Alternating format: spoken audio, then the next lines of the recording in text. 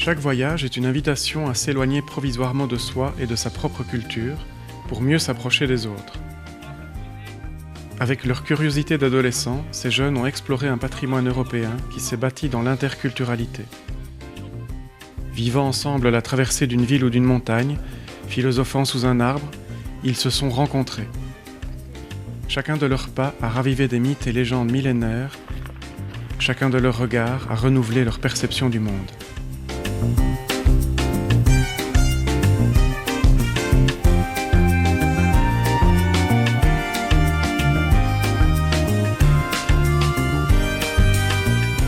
Laïcitad pour les 16-18, c'est un échange de jeunes. Et donc, un de nos objectifs, c'est d'en faire des citoyens responsables, actifs, critiques et solidaires. Alors, on a choisi de les faire évoluer dans un milieu qui était radicalement différent de leur milieu d'origine. Ils sont de classes sociales, de communautés, parfois même de religions très différentes. Et donc, les faire évoluer ensemble, ça voulait dire, quelque part, les changer d'environnement et leur faire construire justement leur environnement d'apprentissage. Mais on est vraiment dans une logique d'enseignement non formel, c'est-à-dire qu'ils vont apprendre par eux-mêmes, en copiant, en imitant et en se rendant compte justement de ces nouvelles capacités qu'ils sont capables de développer en rencontrant les autres.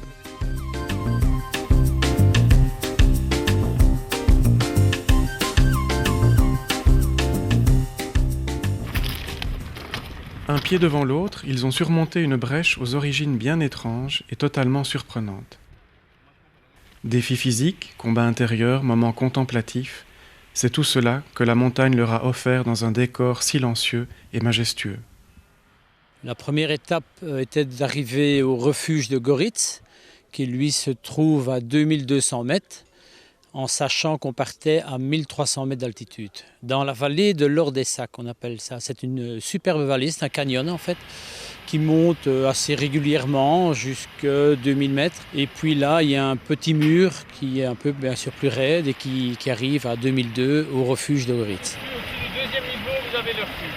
Et le lendemain, on remonte tout en haut. Non, on contourne. Le but de cette randonnée, c'est d'arriver tout le monde ensemble. Ici, c'est un esprit de groupe, c'est ça qu'on recherche, c'est de l'entraide.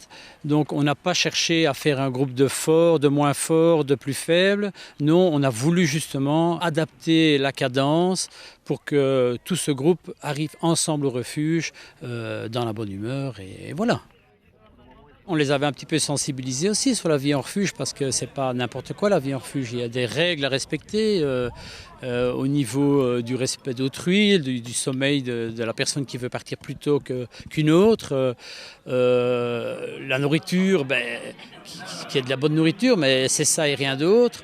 Le couchage, c'est pas un 3 étoiles. Tout le monde dort dans la même pièce, filles, garçons. Et puis bien sûr, le lendemain matin, il faut se lever tôt.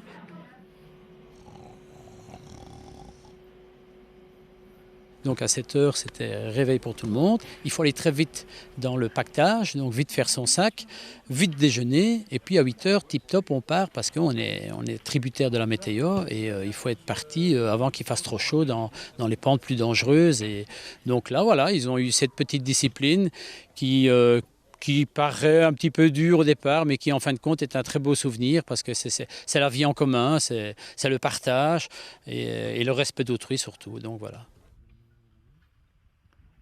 Sous les nuages du petit matin, le réveil de la montagne est paisible et silencieux comme un névé. Du refuge, on ne peut alors que prendre un envol serein et suivre à nouveau la mince trace du sentier qui nous élève aussi haut que les légendes. Parcourant ce patrimoine minéral, ils laissent l'histoire de ces chemins ancestraux se dérouler sous leurs pieds. La montagne, j'en fais pas mal, mais voir tous ces jeunes arriver ensemble et voir cette camaraderie, parce que là, ils se sont entraidés, parce que l'un l'autre s'encourageait. C'était vraiment fantastique à voir. Et c'est là qu'on a le passage où on vient de l'Espagne sur la France. Et on a eu une chance, un panorama là au-dessus fantastique parce qu'on avait l'autre côté français qui était couvert de nuages. Donc on avait l'impression d'être au-dessus de tout. Allez, on y va.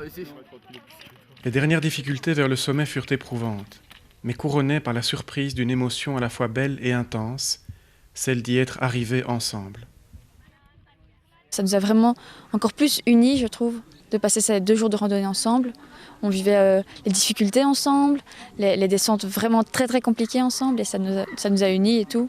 Ça nous prouve qu'on peut se dépasser, qu'on peut aller plus loin que ce qu'on pense faire. Enfin, moi, je ne pensais pas pouvoir réussir à survivre à ces 2 jours de randonnée et je suis toujours là. Donc voilà, j'ai réussi.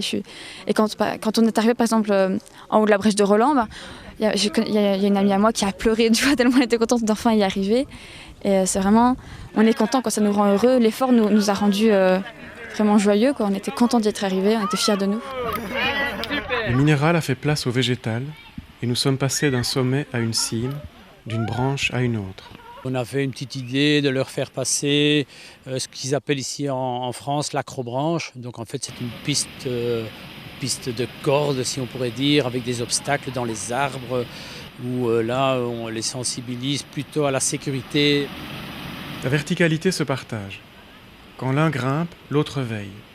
Et si d'aventure le lien se distend de trop, c'est toute la cordée qui revient témoigner de sa solidarité. Parmi les arbres, ils ont affronté leurs peurs et leurs propres limites, tout en se laissant porter par le plaisir des mondes suspendus. Plus tard, si un jour ils partent en montagne, avec leur famille par exemple, qui veulent initier leurs enfants, tout ça, qu'ils arrivent à faire comprendre aux gens que la sécurité personnelle est quand même fort fort important. Donc c'est ça le but un peu aussi de l'acrobranche. Ils demandent le chef, je me nomme, ils se rendent. Je vous les envoyais tous les deux en même temps. Et le combat c'est ça, faute de combattants. Il faut quand même bien avouer que le projet repose sur des enfants qui proviennent de situations sociales très différentes, de cultures très différentes, donc ils n'ont pas le même passé, ils n'ont pas non plus les mêmes acquis. Et on n'a pas voulu faire des visites qui étaient des visites figées. On pensait que 4 heures de visite par jour, c'était vraiment pas faisable.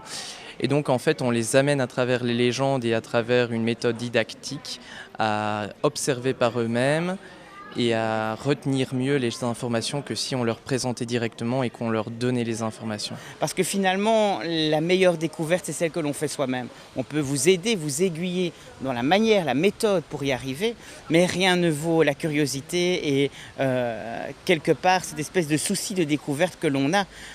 Pour pouvoir être un adulte qui vit dans un monde en perpétuelle évolution, il faut savoir garder ses yeux d'enfant. Les villes qu'ils ont visitées sont des lieux de rencontre, des frontières, des passages. Que ce soit dans la petite ville médiévale d'Ainsa, dans le monastère troglodyte de la Peña, ou encore dans la ville de Saragosse depuis l'Antiquité, tous ces lieux ont accueilli le passé, la différence et la transformation avec beaucoup de sagesse. Ici à Saragosse, c'est quand même assez extraordinaire. C'est un très grand lieu au départ de paganisme qui est devenu ensuite musulman avec une grande tradition juive derrière pour soutenir les cultures. Et puis finalement, c'est le lieu quand même d'invention de l'Inquisition. Et finalement, ça a été la première capitale du royaume catholique d'Aragon et de Castille. Donc c'est pas rien. Mais ce qui fait sa richesse architecturale, c'est incontestablement qu'on a repris, remodifié, revu, corrigé et finalement on a adopté les traditions d'ailleurs parce que c'est ça vraiment le fil rouge aujourd'hui, c'est que le multiculturalisme c'est bien, mais l'interculturalité, construire ensemble avec des cultures différentes, ça c'est encore le summum dans l'Europe d'aujourd'hui, c'est un vrai défi. Le voyage est une rencontre continue qui bouscule et interpelle. Qui sont-ils dans le regard des autres? À quoi tiennent leurs représentations? Si ce n'est à toutes leurs histoires, aventures et expériences rapportées dans leur sac. On partait en fait d'un multiculturalisme et à un moment c'est inévitable avec des jeunes, il y a un choc culturel réel qui se fait et c'est à partir de ce choc qu'on arrive à une interculturalité. Et le fait de vivre tout ça ensemble fait qu'on va avoir des souvenirs ensemble et que quand on va dire tiens oui j'ai des potes martiniquais, j'ai des potes belges et on va pouvoir en parler entre nous. C'est intéressant de pouvoir ramener quelque chose au pays, pouvoir raconter une histoire sur l'Espagne, la France, et que personne ne soupçonne exister en fait. Cet environnement peut les changer, les modifier, afin que quand ils rentrent chez eux, eh bien, il y a réellement un impact qu'ils peuvent aussi répercuter dans leur famille, dans leur milieu d'origine. Les ateliers philosophiques ont permis de questionner la notion de culture, qui ne peut se comprendre que par et dans l'interculturalité. Avec autonomie et esprit critique, ils ont dynamisé la transformation de leur propre réflexion, traversant chaque idée comme s'il s'agissait d'un paysage. De nos jours, on a plus difficile à se mélanger avec les autres et à comprendre les autres religions et les autres cultures. Et c'est en partie pour ça aussi que Laïcitat, ça a été organisé pour pouvoir justement faire évoluer ces choses-là et cette façon de penser. Avec les ateliers philo, je suis arrivée à plus me rendre compte du point de vue des autres, à voir que j'avais pas forcément tort, qu'ils n'avaient pas forcément tort non plus, qu'on arrivait à avoir raison tous ensemble. Moi je me sens bien comme ça en fait, avec des gens étrangers à ma culture, étrangers à mon pays, étrangers à des milliards de choses, et on apprend plus de choses des étrangers que des voisins. Comment rassembler la somme de ces expériences, de ces apprentissages? Peut-être en osant les faire vivre ailleurs, autrement, avec d'autres.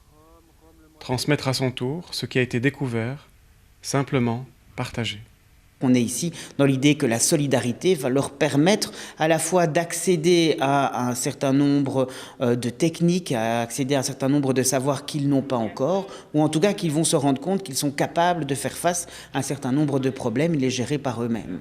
Et donc j'ai envie de dire que finalement cette façon de concevoir leur évolution dans un milieu qu'ils gèrent, c'est un petit peu cette phrase qui est chère à Marie Curie et qui est chère aussi au camp de Laïcitad 16-18, c'est qu'en quelque sorte dans la vie rien n'est à expliquer, mais tout est à comprendre.